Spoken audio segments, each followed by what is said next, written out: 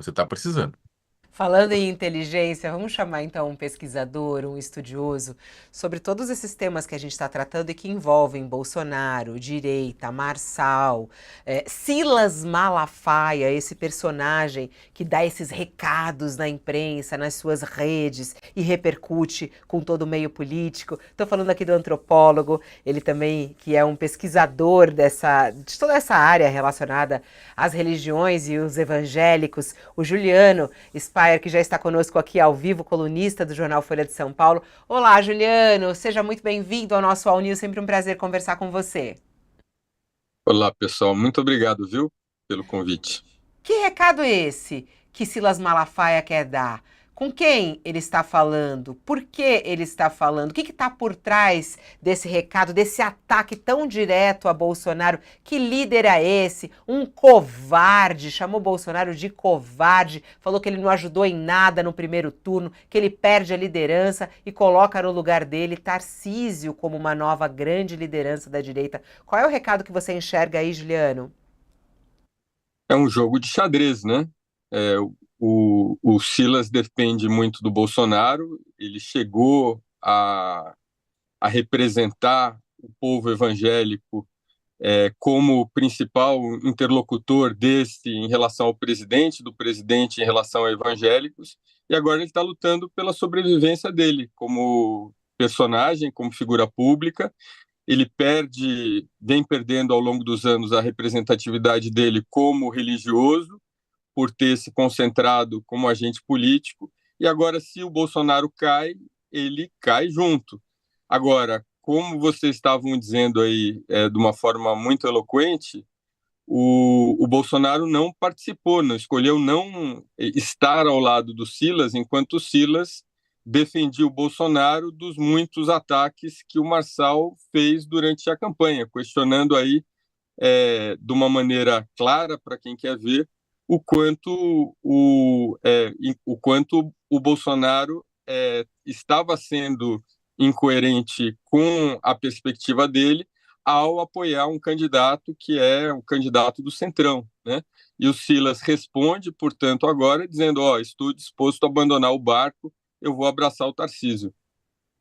Agora, Juliano, tem uma coisa que ultrapassa, em certa medida, a política no discurso do Malafaia, porque na prática ele está se autodefendendo, né? Porque o Pablo Marçal tem também um discurso de timbre religioso, que faz uma interface com as igrejas, ele tem lá o QG dele, o QG do reino. Na verdade, ele está, grosso modo, atraindo o potencial rebanho do Silas Malafaia. Tem uma autodefesa aí também? Certamente, né? O Marçal, num certo sentido, ele une numa pessoa só o Bolsonaro e o Silas, né? E torna esses dois cargos desnecessários, né? Ele abre mão do Bolsonaro, o Marçal, né? Estamos falando, ao se colocar como um possível candidato para presidente, e abre mão do Silas, sendo ele mesmo um evangélico que mais recentemente voltou a se identificar como evangélico e que, nessa posição, fala diretamente, sem a necessidade de intermediários, com esse grande setor da população, né? Juliano, bom dia, prazer ter você aqui. Boa tarde já. Qual que é, olhando para os resultados do primeiro turno, né, não apenas em São Paulo, mas principalmente, mas também no restante do país, qual que é o poder ainda de definição de influência de voto por parte dos pastores, né, evangélicos? E, mais especificamente, houve uma cisão e é possível dizer que é diferente essa influência entre as grandes igrejas, os grandes templos e as pequenas igrejas que têm só ela mesma, não são igrejas de rede, né? Ela e só ela na periferia. Existe diferença nisso e ele fez diferença, essa orientação por parte dos pastores? Não. Oi, Sakamoto, prazer, viu, falar com você de novo, meu vizinho aqui de bairro, da Pompeia.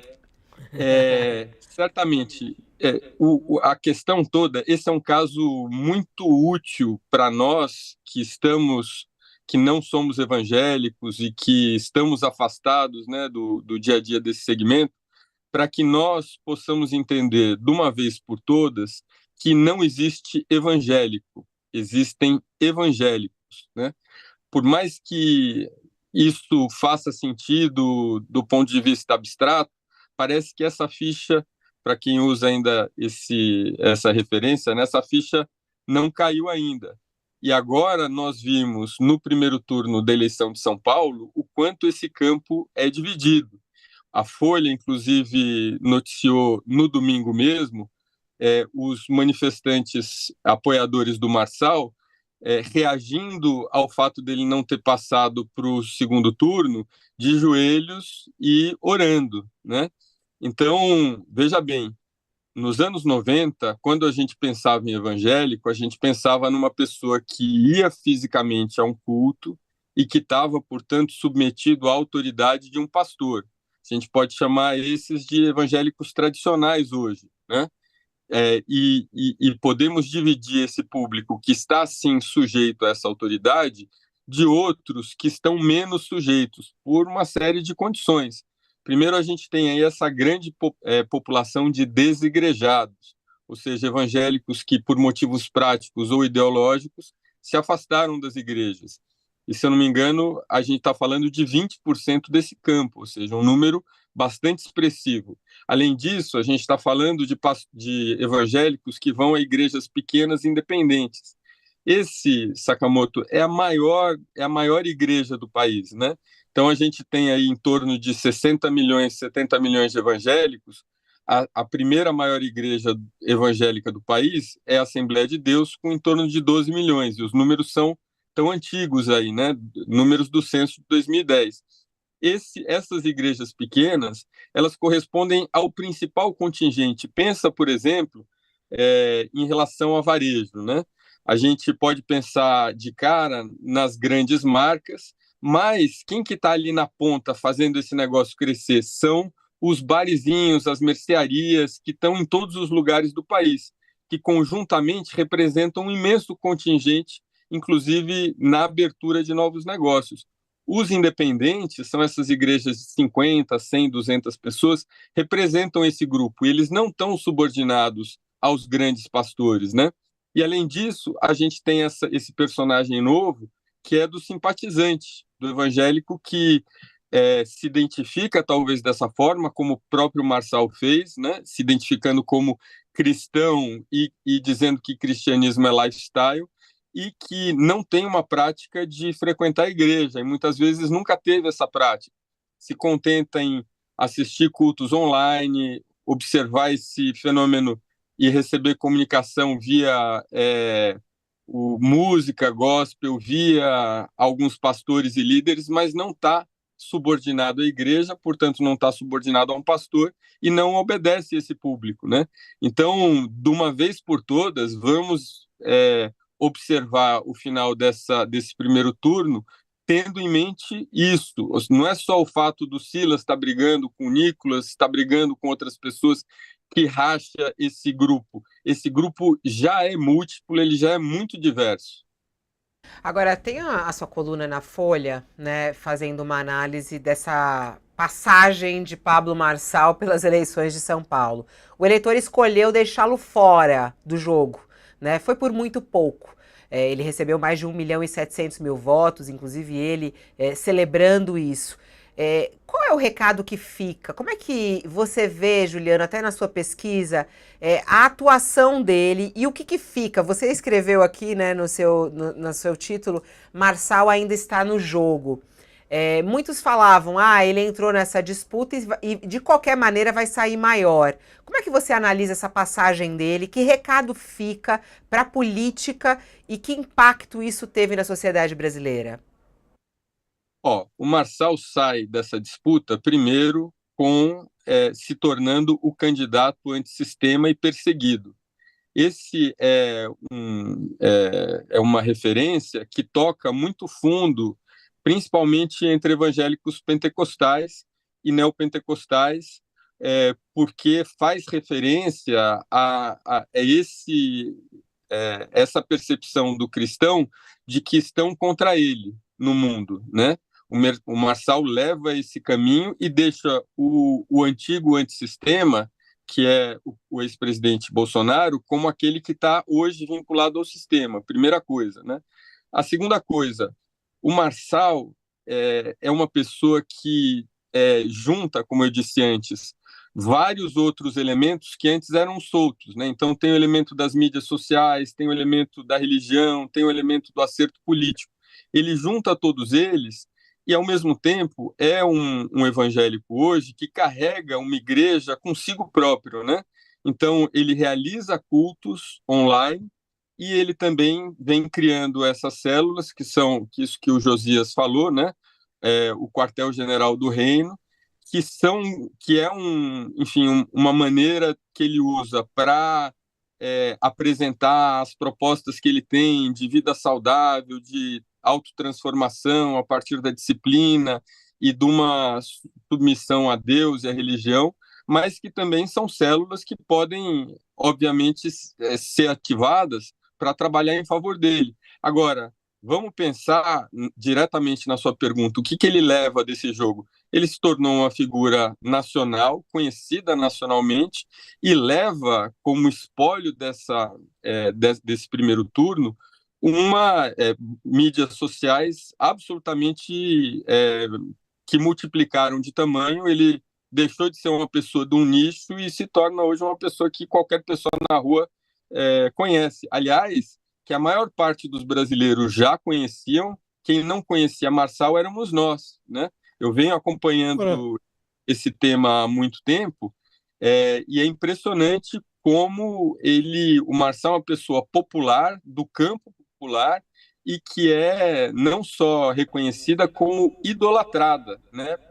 Se a gente está falando especificamente dentro desse segmento, principalmente que abraça ideias neopentecostais e que vê a perspectiva de se desenvolver profissionalmente e enquanto pessoa via empreendedorismo.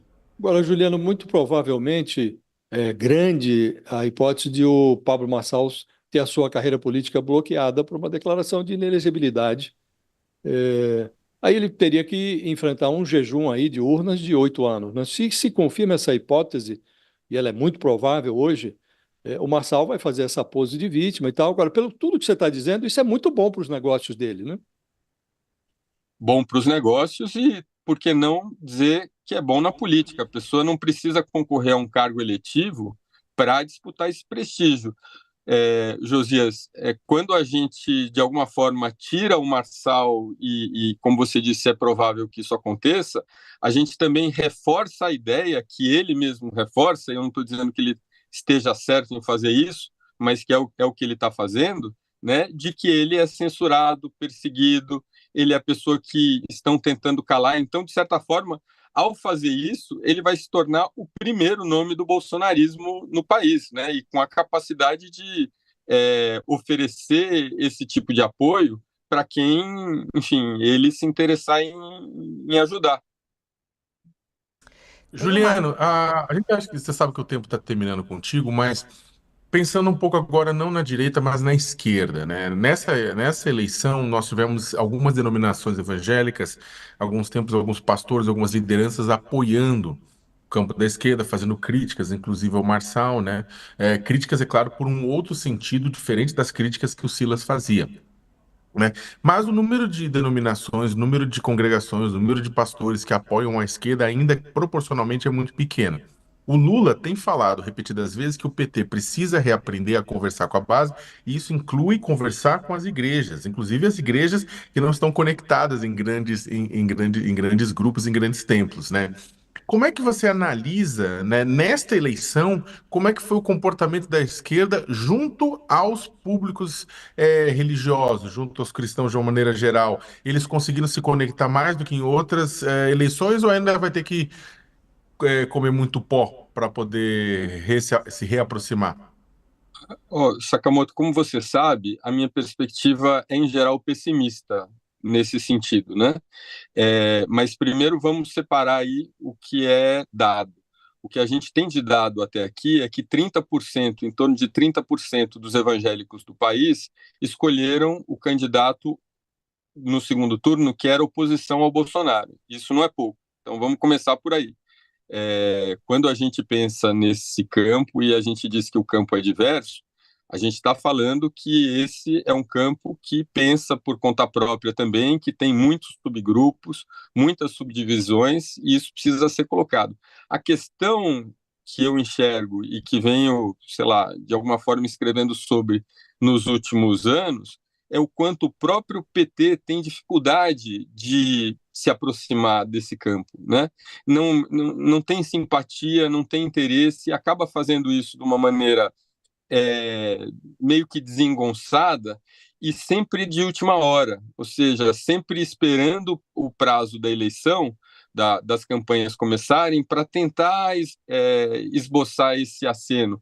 Isso é um problema, porque se o PT e as esquerdas em geral estivessem concorrendo de igual para igual, ou seja, saindo do mesmo ponto para chegar a esse eleitor evangélico, faz todo sentido começar a partir da campanha ou da pré-campanha. Agora, ele precisa desconstruir muitas camadas que já foram sedimentadas, que vem a esquerda como contrária aos cristãos, perseguidora dos cristãos, promotora do ateísmo, antifamília na visão tradicional. Então, isso precisa acontecer muito tempo antes. E o que a gente vê repetidamente, pelo menos da minha perspectiva, é que essa disposição para estar ali junto e misturado, olhar no olho, pastores e pastoras, ao longo do ano, antes de chegar na eleição, é uma atitude aparentemente muito simples, mas que o partido como um todo tem tido dificuldade de fazer. Bom, só para a gente amarrar, Juliano, hoje, entre as nossas conversas aqui no nosso All News, ficou sobre essa possibilidade de votos de Pablo Marçal irem para Boulos. O Boulos está com essa pequena esperança. Você acha que existe alguma possibilidade? Você vê essa migração? Você acha que se Boulos fizer uma sinalização para algumas bandeiras de Marçal, como a questão do empreendedorismo, por exemplo, né, pode fazer com que um eleitor de Marçal vote em Boulos? Você vê essa possibilidade? Infelizmente não vejo, Fabiola. Eu acho que, como eu estava dizendo com o Sakamoto, é muito recente e soa oportunista, sabe? Você chegar na véspera da eleição, ou seja, evangélicos já vêm sendo vistos como um bom público para ser disputado nas campanhas há mais de uma década. A gente pode falar seguramente pelo menos uma década, né? E nesse tempo todo, o que acontece em geral é que esse tipo de visita ele acontece só quando está em cima da hora para votar e de uma maneira sempre torta, desentendida, desinformada, cheia de jargões. Então, o público evangélico que tem para ser disputado, eu acho que o Boulos poderia disputar, é o público evangélico feminino, que não embarcou na campanha do Marçal, né? E que também, de certa forma, está órfão de algum candidato nessa campanha, né? Então, haveria aí uma possibilidade, mas o Boulos precisaria aí ativar esse contingente de mulheres evangélicas que estão há muito tempo na política. A gente lembra a Benedita da Silva, a gente lembra, claro, a Marina Silva, enfim, pessoas que estão próximas dele e que teriam essa possibilidade porque não entraram no campo evangélico ontem, né? São pessoas que são cristãos, são pessoas que vivem o cotidiano das igrejas e que poderia, portanto, fazer essa defesa. Isso, Juliano Spaer, muito obrigada pela sua participação aqui. Leiam o Juliano também na Folha. Muito bom seus artigos por lá. Até a próxima. Obrigado, gente. É isso, a gente aqui chamando sempre os especialistas e estudiosos para nos ajudar a entender esses fenômenos também da política e da sociedade brasileira. Vamos falar de